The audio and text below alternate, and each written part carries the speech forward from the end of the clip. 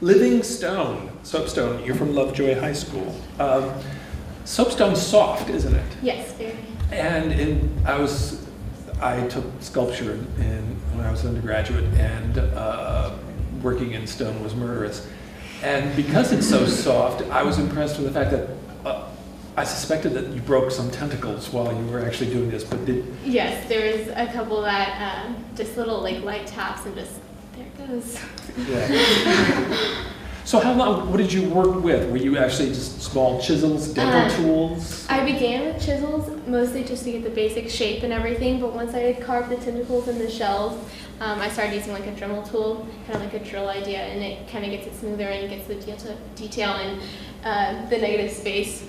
Actually, I had to change the design a little bit because with the chisels, I would like chop and then part of it broke off. I was like, oh, well, now I have to adjust and change it, so I that tentacle will go that way. Yeah, yeah, exactly.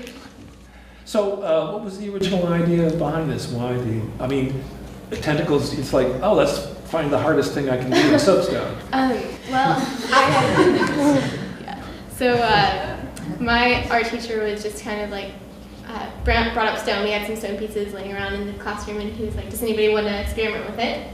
Well, how big were these pieces? It was, let's see, was it a block? Yeah, just kind of a random block idea. And so I had seen a bunch of artists that had morphed two organisms and like made them like look as one. And so I wanted to also experiment with that. So I went with that, and I love using tentacles and things that are malleable, like I said in the artist statement, because it's like easy to change and direct and like show like depth and perspective through those.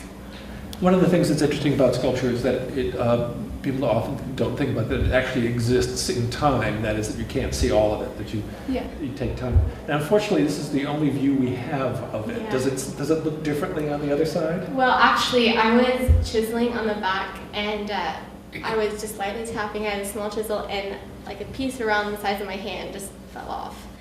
There was a flaw in the stone, so when I hit the crack at the right angle, it just kind of fell off. So you can't tell, but right behind the thickest part of the shell, there's kind of a rough area, but there's more tentacles on the back that adds to them.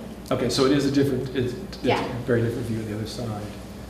And is it octopuses don't have shells? No, yeah. Again, I was trying to morph the two organisms with like a shell and octopus, and just trying to create something and make them harmonize together, even though they're different, make them blend well. And you always figured it was going to be sea life? Yeah. I like the color of the soapstone, and it reminded me of just kind of like the algae, kind of a sea color. It made me think of calamari, but you know. Yeah. Well, thank you very much. Thank you. Congratulations.